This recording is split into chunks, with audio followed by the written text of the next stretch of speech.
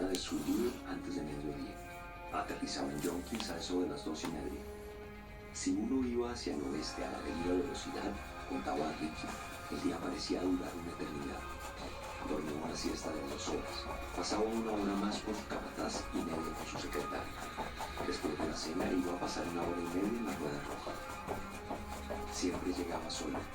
Siempre se sentaba en la barra y siempre se marchaba tal como había venido. Aunque bien sabía Dios que en esa parte de Nebraska había muchas mujeres que habrían dado cualquier cosa por coger con él hasta dejarlo ser. De regreso en su granja, después de dormir 6 horas, el proceso se invertía. Ricky nunca había dejado de impresionar al parroquiano contándole esa historia. A lo mejor es gay, había sugerido una mujer. Ricky le echó una breve mirada apreciando su cuidadoso peinado, sus ropas hechas a medida, sus pendientes de brillantes, la expresión de sus ojos, y comprendió que venía del este, probablemente de Nueva York, para hacer una breve y obligatoria visita a un pariente, tal vez a una antigua compañera de estudios, y no venía a la hora de regresar. No, había contestado. El señor Hanscom no era ningún marica. Ella había sacado un paquete de cigarros para ponerse uno entre los labios rojos, al esperar a que él se le encendiera. ¿Cómo lo sabe?, había preguntado ella con una sonrisita. Pues lo sé, había contestado él. Y así era. Pensó decirle, creo que es el hombre más solitario que he visto en mi vida. Pero le iba a decir una cosa así a esa niña, sino que lo miraba como si él fuera un ejemplar rabia y divertida. Esa noche, el señor Hanscom parecía algo pálido, algo distraído. Hola, Ricky, dijo sentándose. Después se dedicó a estudiarse las manos. Ricky Lee sabía que iba a pasar los 6, 7 u 8 meses siguientes en Colorado Springs, supervisando la construcción de un centro cultural, amplio complejo de 6 edificios insertado en la ladera de una montaña. Cuando esté terminado, la gente dirá que parece como si un niño gigantesco hubiera dejado sus bloques de juguetes sembrados sobre la escalera. Había dicho Ben a Ricky. Y bueno, no todos, pero si algunos sí tendrán razonamientos. Pero creo que va a funcionar. Es lo más grande que he intentado y hacerlo va a dar mucho miedo. Pero creo que funcionará. Ricky Lee se dijo que probablemente el señor Hanscom tenía un poco de ese miedo que sienten los actores a salir al escenario. No tenía nada de asombroso ni mal. Cuando uno llega tan alto como para llamar la atención, también puede atraer los tiros. O a lo mejor le había picado el bicho de arriba. Ricky Lee sacó una jarra para cerveza y la colocó debajo de la llama. De eso no, Ricky Lee. Ricky Lee se volvió sorprendido, y cuando Ben Hanscom entró se sintió súbitamente asustado, porque el señor Hanscom no parecía tener miedo al escenario, ni a la gripa ni a nada de eso. Parecía haber recibido un golpe terrible y estar tratando de entender qué diablos le había caído encima. Vio a alguien, aunque no se ha casado, todo el mundo tiene familia. Seguro que alguien se lo hubiera suyo. Es eso, seguro. Alguien echó una moneda en el tocadiscos automático y Bárbara Mando comenzó a cantar algo sobre un hombre ebrio y una mujer solitaria. ¿Se siente bien, señor Hanscom? Ben Hanscom con ojos que de pronto parecían 10, no, 20 años más viejos que el resto de su cara. Ricky Lee se quedó atónito al observar que el señor Hanscom estaba encaneciendo. Hasta entonces no le había visto canas. Hanscom sonrió. Fue una sonrisa espantosa, horrible, como ver sonreír a un cadáver. Creo que no, Ricky Lee. No, señor. Esta noche no me siento nada bien. Ricky Lee rodeó la jarra y se acercó a él. El bar estaba tan desierto como un lunes por la noche. No había siquiera 20 parroquianos de los que pagan. Annie estaba sentada junto a la puerta de la cocina jugando las cartas con la cocinera. ¿Malas noticias, señor Hanscom? Malas noticias, eso es. Malas noticias de casa. Miraba a Ricky Lee. Miraba a través de Ricky Lee. Lo siento, señor Hanscom. Gracias, Ricky Lee. Ricky Lee iba a preguntar si podía ayudar en algo cuando él dijo: ¿qué whisky sirves aquí, Ricky Lee? Para los demás, Four Roses, pero para usted tengo Wild Turkey. Hanscom sonrió. Muy amable de tu parte, Ricky Lee. Creo que debes darme esa jarra después de todo. Lo que harás será llenarla de Wild Turkey. ¿Llenarla?, repitió Ricky Lee atónito. Carajo, voy a tener que sacarlo de aquí rodando.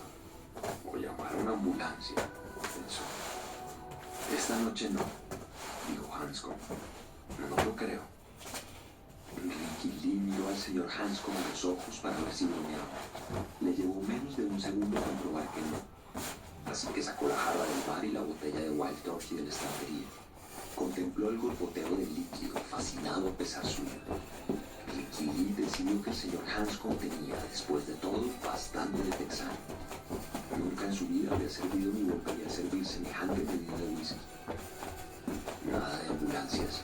Si llega a tomarse todo esto, tendré que llamar a la funeraria. De cualquier modo, le llevó la jarra y se sentó frente a él. Cierta vez el padre de Ricky Lee le había dicho que si un hombre estaba en su sano juicio, uno debía darle lo que quisiera y pudiera pagar, fueran meados o veneno. Ricky Lee no sabía si el consejo era bueno o no, pero sí que cuando uno regentaba un bar para vivir, hacía bastante por evitar que la conciencia lo convirtiera en carnada para caimanes. Hanscom miró al monstruoso trago por un momento, pensativo. Luego preguntó: ¿cuánto te debo por esto, Ricky Lee? El tabernero meneó lentamente la cabeza sin apartar la vista de la jarra llena. No quería encontrarse con esos ojos fijos, hundidos en las órbitas. No, dijo. Este corre por cuenta de la casa. Hanscom volvió a sonreír con más naturalidad. Vaya, gracias, Ricky Lee. Ahora voy a mostrarte algo que aprendí en Perú. En 1978, cuando trabajaba con un tipo llamado Frank Billings. Estudiaba a sus órdenes, podría decirse. Es como una fiebre y los médicos le inyectaron un surtido de antibióticos sin que ninguno le hiciera efecto. Pasó 2 semanas ardiendo y al fin murió. Lo que voy a mostrarte es algo que aprendí de los indios que trabajaban en mi proyecto. El brebaje local es bastante potente. Si uno toma un trago le parece suave, no hay problema. Pero de pronto es como si alguien hubiera encendido un soldador dentro de la boca apuntándolo hacia la garganta. Sin embargo, los indios lo beben como si fuera Coca-Cola y rara vez vi alguno borracho, ni siquiera con cruda. Nunca tuve valor para intentar lo que ellos hacen, pero creo que esta noche voy a probar. Tráeme unas rodajas de limón de las que tienes ahí. Ricky Lee le llevó 4 y las dejó pulcramente en una servilleta junto a la jarra de whisky. Hanscom tomó una y inclinó la cabeza hacia atrás como si estuviera por echarse gotas en los ojos y comenzó a exprimir jugo de limón en su fosa nasal derecha. ¡Dios!, exclamó Ricky Lee horrorizado. La garganta de Hanscom se contrajo, su rostro enrojeció y Ricky Lee vio cómo le corrían lágrimas por la cara hacia las orejas. En ese momento el tocadiscos automático emitía algo de los spinners. Oh señor, no sé cuánto más puedo aguantar. Hanscom buscó a tientas en el mostrador, tomó otra rodaja de limón y exprimió el jugo en la otra fosa nasal. Se va a matar, carajo, susurró Ricky Lee. Hanscom dejó caer en el mostrador las 2 rodajas exprimidas. Tenía los ojos enrojecidos y respiraba en jadeos entrecortados. De la nariz le goteaba el claro jugo de limón hasta las comisuras de la boca. Buscó a tientas la jarra, la levantó y bebió una tercera parte. Ricky Lee, petrificado, observó el subir y bajar de su nuez. Hanscom dejó la jarra a un lado, se estremeció 2 veces e hizo una señal de asentimiento con la cabeza. Luego miró a Ricky Lee y sonrió. Ya no tenía los ojos enrojecidos. El resultado es el que ellos decían. Uno está tan preocupado por la nariz que ni siquiera siente lo que está bajando por la garganta. Usted se ha vuelto loco, señor Hanscom, dijo Ricky Lee. ¿Apostarías tu pellejo? ¿Recuerdas esa frase, Ricky Lee? La decíamos cuando éramos pequeños, ¿verdad? Apuesto mi pellejo. ¿Nunca te dije que yo era gordo? No, señor, nunca, susurró Ricky Lee. Ya estaba convencido de que el señor Hanscom había recibido una noticia tan horrible que lo había vuelto loco, al menos transitoriamente. Era una bola de grasa. Nunca jugaba béisbol ni básquetbol. Si jugábamos a corretearnos, era el primero que atrapaban. Vivía tropezando conmigo mismo. Era gordo, ya lo creo. y en mi ciudad natal había unos tipos que la tenían siempre contra mí. Había un individuo llamado Reginald Hawkins, al que todo el mundo llamaba Page, Eructo, y otro que se llamaba Victor Chris, y algunos más. Pero el verdadero cerebro era un tal Henry Bowers. Si alguna vez pisó este mundo un chico auténticamente malo, Ricky Lee, ese fue Henry Bowers. Yo no era el único con quien se ensañaba. El problema era que yo no podía correr como los otros. Hanscom se desabotonó la camisa y la abrió. Al inclinarse hacia adelante, Ricky Lee vio una rara cicatriz retorcida en el vientre del señor Hanscom, por encima del ombligo. Blanca, fruncida y vieja. Era una letra. Alguien había dibujado a tajos la letra H en el vientre de ese hombre, probablemente mucho antes de que fuera hombre. Esto me lo hizo Henry Bowers, hace 1000 años, y puedo considerarme afortunado de no llevar todo su nombre grabado aquí. Señor Hanscom. Hanscom tomó las otras 2 rodajas de limón, una en cada mano, inclinó la cabeza hacia atrás y las exprimió como si fueran gotas nasales. Con un estremecimiento las dejó a un lado y bebió 2 grandes tragos de la jarra. Volvió a estremecerse, un trago más, y luego buscó a tientas el borde acolchado del mostrador con los ojos cerrados. Por un momento se tomó de él como si se aferrase a la borda de un velero para buscar apoyo en mar picado. Por fin volvió a abrir los ojos y sonrió al tabernero. Podría pasar toda la noche montado en este toro, dijo. Señor Hanscom, me haría un favor si dejara de hacer eso, dijo Ricky Lee, nervioso. Annie se acercó al lugar de las meseras con su bandeja y pidió un par de cervezas. Sentía las piernas como de goma. ¿El señor Hanscom está bien, Ricky Lee?, preguntó Annie. Estaba mirando por encima del hombro de su patrón, que se volvió para seguir la dirección de su mirada. Hanscom, inclinado sobre la barra, escogía algunas rodajas de limón tomándolas de la bandeja donde Ricky Lee tenía los ingredientes para dar sabor a las bebidas. No lo sé, dijo. Me parece que no. Bueno, deja de holgazanear y ya salgo. Annie, como casi todas las mujeres, tenía predilección por Ben Hanscom. Mi padre siempre decía que cuando un hombre está en sus cabales y pide, tu padre tenía menos cabeza que una ardilla, aseguró Annie. Olvídate de lo que decía tu padre. Tienes que detenerlo, Ricky Lee. Se puede matar. Ricky Lee se acercó nuevamente a Ben Hanscom. Señor Hanscom, me parece que ya ha tomado basta. Hanscom echó la cabeza hacia atrás, exprimió. Esta vez aspiró el jugo de limón como si fuera cocaína. Tragó el whisky como si fuera agua y miró a Ricky Lee solemnemente. Bingo. Vi a toda la banda bailando en la sala de mi casa, dijo y se echó a reír. En la jarra solo quedaba un dedo de whisky. Sí, ya basta, aseguró Ricky Lee alargando la mano hacia la jarra. Hanscom lo apartó suavemente. El daño ya está hecho, Ricky Lee, dijo. El daño ya está hecho. Señor Hanscom, por favor. Tengo algo para tus chicos, Ricky Lee. Casi lo olvido. Llevaba puesto un chaleco descolorido y sacó algo de uno de sus bolsillos. Ricky Lee oyó un tintineo apagado. Mi padre murió cuando yo tenía 4 años, dijo Hanscom. No había en su voz la menor gangosidad. Dejó unas cuantas deudas y esto. Quiero que se lo des a tus chicos, Ricky Lee. Y puso $3 de plata en el mostrador donde centellearon bajo las luces suaves. Ricky Lee contuvo la respiración. Es muy amable, señor Hanscom, pero no puedo. Había 4, pero di uno de ellos a Billy el tartamudo y a los otros. Billy Denbrook, así se llamaba en realidad. Nosotros le llamábamos Billy el tartamudo, así como decíamos, apuesto mi pellejo. Era uno de los mejores amigos que he tenido en mi vida. Y he tenido unos cuantos, ¿sabes? Aún gordo como era, tenía unos cuantos amigos. Billy el tartamudo es ahora escritor. Ricky Lee apenas lo escuchaba. Estaba mirando fascinado los $, de plata. 1921, 1923 y 1924. Solo Dios sabía cuánto podían valer solo por el peso en plata pura. No puedo aceptarlos, repitió, pero yo insisto en que los aceptes. El señor Hanscom tomó la jarra y la vació por completo. Por entonces ya debería haber estado en el suelo, pero sus ojos no se apartaban de los de Ricky Lee. Estaban acuosos e inyectados en sangre, pero Ricky Lee habría jurado sobre un montón de Biblias que también estaban sobrios. Me está asustando un poco, señor Hanscom, dijo Ricky Lee. 2 años antes, Grisham Arnold, borracho de cierta reputación en la zona, había entrado en la rueda roja con un cilindro de monedas de a 25 y un billete de $20 metido en la cinta del sombrero. Entregó las monedas a Annie con instrucciones de ponerlas de a 4 en el tocadiscos automático.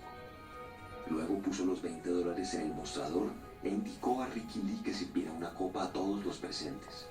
Ese borracho, ese tal Grisham Arnold, había sido mucho antes una estrella del básquetbol que jugaba en los Carneros de Hamilton. Por primera y probablemente por última vez, había llevado a su equipo al primer puesto de la Liga Nacional de Universidades en 1961.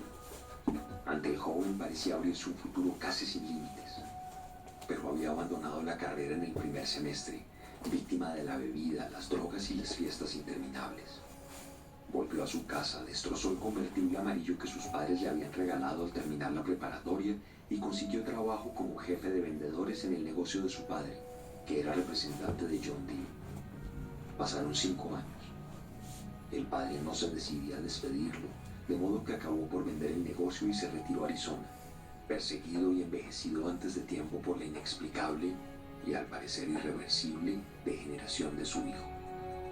Mientras el negocio era de su padre y podía fingir siquiera que trabajaba, Arnold hizo algún esfuerzo por moderarse con la bebida. Después se abandonó por completo. A veces se ponía peligroso, pero la noche en que apareció con las monedas e invitó a todos los presentes estaba más dulce que un caramelo. Todo el mundo le dio las gracias. Annie pasaba las canciones de Moe Bandy porque a Grisham Arnold le gustaba el viejo Moe Bandy. Sentado en la barra, en el mismo taburete que ocupaba el señor Hanscom en esos momentos, notó Ricky Lee con creciente intranquilidad. Bebió 3 o 4 whiskies con amargo, cantando al compás de los discos sin causar problemas. Cuando Ricky Lee cerró la rueda, él volvió a su casa y se colgó de su cinturón en una viga de la planta alta. Grisham Arnold tenía los mismos ojos de Ben Hanscom aquella noche. «¿Así que estoy asustándote un poco?», preguntó Hanscom sin apartar la vista de la jarra y cruzó pulcramente las manos frente a aquellos $3 de plata. «Es probable, pero no estarás tan asustado como yo, Ricky Lee. Pide a Dios que nunca te deje estar tan asustado». «Bueno, pero ¿qué pasa?», preguntó Ricky Lee. A lo mejor puedo echarle una mano». «¿Qué pasa?». Ben Hanscom se echó a reír. «Bueno, no mucho. Esta noche recibí una llamada de un viejo amigo, un tipo llamado Mike Hanlon. Me había olvidado completamente de él, Ricky Lee, pero eso no me asustó tanto. Después de todo nos conocimos en la infancia y los niños olvidan, ¿verdad? Por supuesto. Apuesto mi pellejo. Lo que me asustó fue que a medio camino hacia aquí me di cuenta de que no solo me había olvidado de Mike, sino también de mi infancia». Ricky Lee se limitó a mirarlo. No comprendía lo que ese hombre estaba diciendo, pero se veía asustado, eso sí. No cabía duda. Parecía extraño en Ben Hanscom, pero era cierto. «Te digo que había olvidado todo», dijo, golpeando ligeramente el mostrador con los nudillos para dar énfasis. ¿Has oído alguna vez de una amnesia tan absoluta que uno ni siquiera se dé cuenta de que la padece? Ricky Lee sacudió la cabeza. «Yo tampoco. Pero esta noche mientras venía hacia aquí recordé todo de golpe. Recordaba a Mike Hanlon, pero solo porque él me había llamado por teléfono. Me acordaba de Terry, pero solo porque él me había llamado desde allá». «¿Terry?». Y eso era todo. Me di cuenta de que no pensaba en mi infancia desde... no sé siquiera desde cuándo.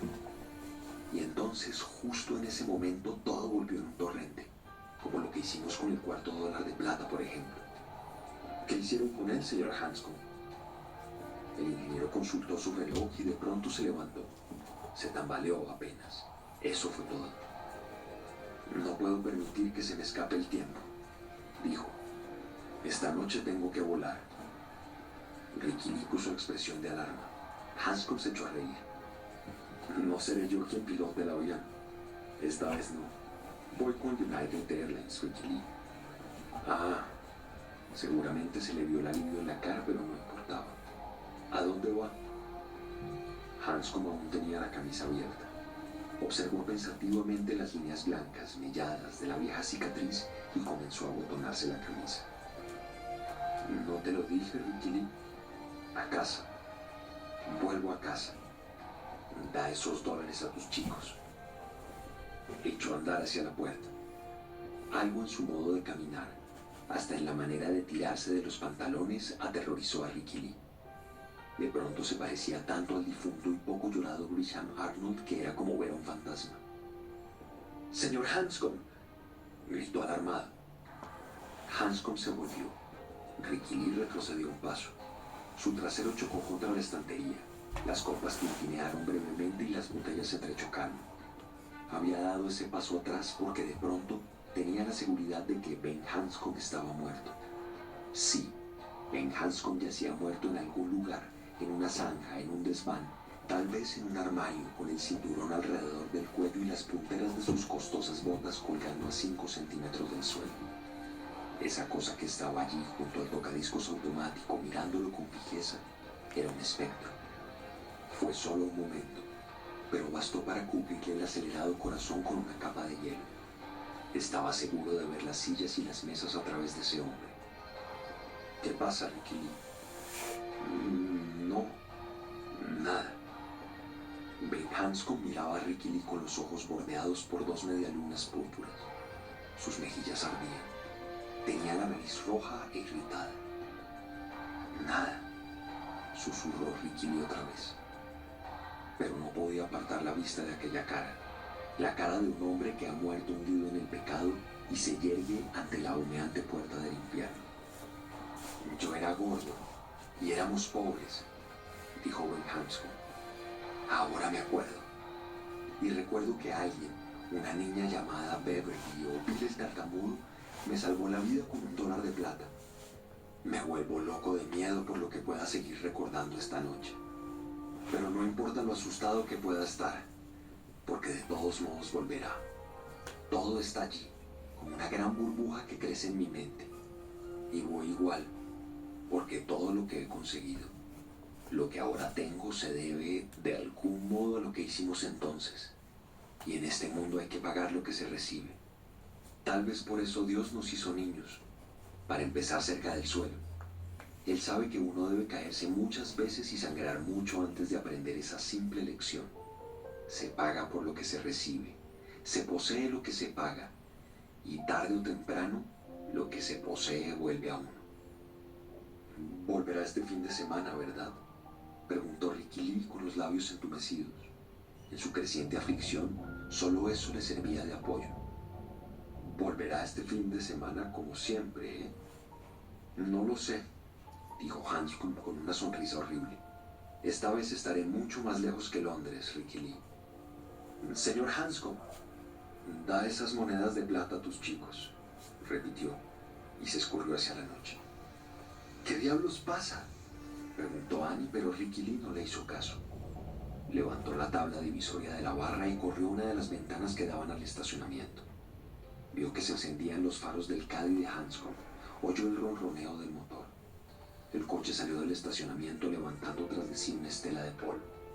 Las luces traseras se redujeron a puntos rojos por la autopista 63. El viento nocturno de Nebraska comenzó a dispersar el polvo. Se bebe un barril entero y tú lo dejas irse con ese cochazo, protestó Annie. Qué bien, Ricky Lee. No te preocupes. Se va a matar. Y aunque eso había pensado Ricky Lee 5 minutos antes, se volvió hacia ella en el momento en que las luces traseras desaparecían de la vista y sacudió la cabeza. No lo creo, dijo, aunque por su estado sería mejor que se matara. ¿Qué te dijo?